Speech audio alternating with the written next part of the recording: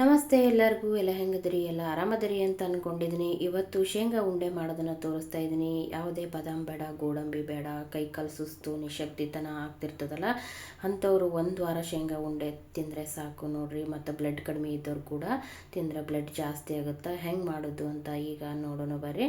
ನಾನು 1 ಕಪ್ ಅಷ್ಟು ಶೇಂಗಾನ ತೊಗೊಂಡಿದ್ದೆ. ಈಗ ನಾನು ಹುರ್ಕೋತಾ ಇದ್ದೀನಿ. ಅವ್ರನ್ನ ಕಂದು ಬಣ್ಣ ಬರೋವರೆಗೂ ನಾವು ಶೇಂಗಾನ ಹುರ್ಕೋಬೇಕಾಗುತ್ತೆ. ಗ್ಯಾಸ್ ಸಣ್ಣಗೆ ಇಟ್ಟು ನಾವು ಹುರಿಬೇಕಾಗುತ್ತೆ.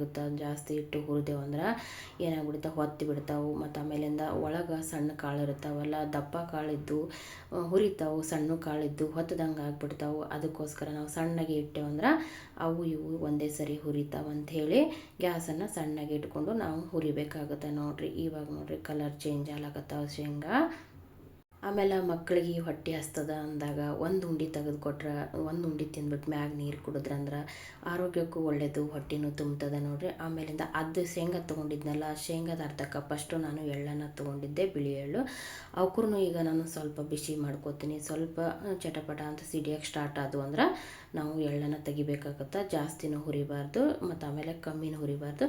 ನಾವು ಜಾಸ್ತಿ ಹುರಿದ್ರೂ ನಡಿತೈತಿ, ಆದ್ರೆ ಸ್ವಲ್ಪ ಕಹಿ ಬಂದಂಗೆ ಆಗ್ತದೆ. ಇಲ್ಲ ಕಮ್ಮಿ ಹುರಿದೇವಪ್ಪ ಅಂತಂದ್ರೆ ಉಂಡೆ ಜಾಸ್ತಿ ಮಾಡ್ಕೋತಿದ್ದೇವೆ ಅಂದ್ರೆ ಹಸಿದು ಸ್ಮೆಲ್ ಬಂದಂಗೆ ಆಗುತ್ತೆ. ಅದಕ್ಕಾಗಿ ಮೀಡಿಯಮಲ್ಲಿ ಹುರ್ಕೋಬೇಕಾಗುತ್ತೆ. ಈಗ ನಾನು ಶೇಂಗಾದ ಸಿಪ್ಪೆ ಎಲ್ಲ ತೆಗೆದಿಟ್ಕೊಂಡಿದ್ದೀನಿ. ಪೌಡ್ರ್ ಕೂಡ ಮಾಡ್ಕೊಂಡು ಬಂದುಬಿಟ್ಟಿದ್ದೀನಿ ನೋಡಿರಿ. ಇಷ್ಟು ಪೌಡ್ರ್ ಮಾಡಿದ್ಮೇಲೆ ಅರ್ಧ ನಾನು ಅದಕ್ಕೆ 1 ಕಪ್ ಅಷ್ಟು ಬೆಲ್ಲನ ಸೇರಿಸ್ಕೋತಾ ಇದ್ದೀನಿ. ಬೆಲ್ಲ ನಿಮಗೆ ಎಷ್ಟು ಬೇಕೋ ಅಷ್ಟು ನೀವು ಸೇರಿಸ್ಕೋಬೋದು. ಈಗ ಅದನ್ನೆಲ್ಲ ನಾನು ರುಬ್ಕೊಂಬಂದಿನಿ ನೋಡಿರಿ. ಈ ಥರ ಬರುತ್ತದು ಬೆಲ್ಲ ಹಾಕಿ ರುಬ್ಬಿದ ಮೇಲೆ ಇಲ್ಲೇ ಎಣ್ಣೆ ಬಿಟ್ಟು ಉಂಡೆ ಕಟ್ಟಕ್ಕೆ ಬರೋ ಥರ ಆಗ್ಬಿಟ್ಟಿತ್ತು. ಆದ್ರಿಂದ ನಾವು ಎಳ್ಳನ್ನು ಪೌಡ್ರ್ ಮಾಡಬೇಕಾಗಿತ್ತಲ್ಲ, ನಿಮ್ಗೆ ಕಟ್ಟಿ ತೋರಿಸ್ತಾ ಇದ್ದೀನಿ ನೋಡಿರಿ. ನಾನು ಬೆಲ್ಲ ಹಾಕಿದ ಮೇಲೆ ಎಣ್ಣೆ ಎಷ್ಟು ಚೆಂದ ಬಿಡ್ತು. ಈಗ ಎಳ್ಳನ್ನು ನಾನು ಪುಡಿ ಬರ್ತೀನಿ. ಆಮೇಲೆ ಏನೆಲ್ಲ ನಾವು ಇದನ್ನು ರುಬ್ಬಿದ್ವಲ್ಲ ಶೇಂಗಾ ಎಲ್ಲ, ಅದನ್ನು ಈ ಸತತ್ ಒಂದು ಪರಾತ್ ತೊಗೊಂಡು ಪರಾತಿಗೆ ಹಾಕ್ಕೊಂಡು ನಾನು ಉಂಡೆ ಕಟ್ಟೋದನ್ನು ನಿಮ್ಗೆ ತೋರಿಸ್ತೀನಿ ನೋಡ್ರಿ.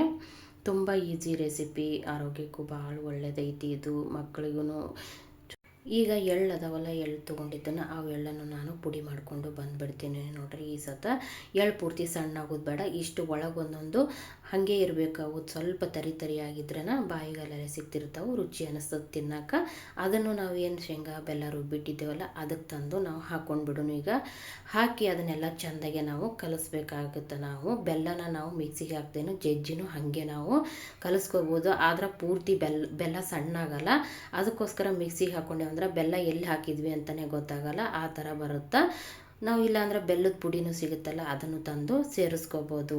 ಈಗ ನೋಡಿರಿ ನಾನು ಎಲ್ಲನೂ ಮಿಕ್ಸ್ ಮಾಡ್ಕೋತಾ ಇದ್ದೀನಿ. ಎಳ್ಳು ಶೇಂಗಾ ಬೆಲ್ಲ ಎಲ್ಲ ಹಾಕಿ ರುಬ್ಬಿದ್ದನ್ನು ಒಂದು ಸರಿ ನಾವು ಈ ಥರ ಎಲ್ಲನೂ ಕಲಿಸ್ಕೊಂಡ್ಬಿಡ್ಬೇಕಾಗತ್ತೆ. ಚೆಂದಾಗೆ ಎಲ್ಲ ಮಿಕ್ಸ್ ಮಾಡಿಕೊಂಡು ಉಂಡೆ ಕಟ್ಟೋದಿರುತ್ತೆ ನೋಡ್ರಿ. ನೋಡ್ತಿದ್ರಲ್ಲ, ಈ ಥರ ನಾನಿನ್ನು ಕಲಿಸ್ಬೇಕಾದ್ರೇ ಉಂಡೆ ಬರಾಕತ್ತದ, ಅಷ್ಟೊಂದು ಎಣ್ಣೆ ಬಿಡಾಕತ್ತೈತಿ. ಇಷ್ಟೇ ನೋಡ್ರಿ. ಬೆಲ್ಲ ಮತ್ತು ಎಳ್ಳು ಶೇಂಗಾ 3 ಪದಾರ್ಥ ಬೇಕು, ಮತ್ತೇನು ಬೇಡ. ಇದಕ್ಕೆ ಇಷ್ಟು ಹಾಕಿ ನಾವು ಉಂಡೆ ಕಟ್ಟೋದಿರುತ್ತೆ. ನೋಡ್ತಿದ್ದೀರಲ್ಲ, ನಾನು ತೋರಿಸ್ತೀನಿ ನೋಡ್ರಿ. ಇವಾಗ ಎಷ್ಟು ಚಂದ ಉಂಡೆ ಬರ್ತಾವಂದ್ರೆ ನಾವು ಏನು ರುಬ್ಕೊಂಡಿರ್ತೀವಲ್ಲ ಅಷ್ಟೇ ಸಾಕು, ಅದ್ರ ಮೇಲೇ ಉಂಡೆ ಬರ್ತಾವೆ. ಸ್ವಲ್ಪನೂ ಒಡೆಯಲ್ಲ, ಏನೂ ಆಗಲ್ಲ.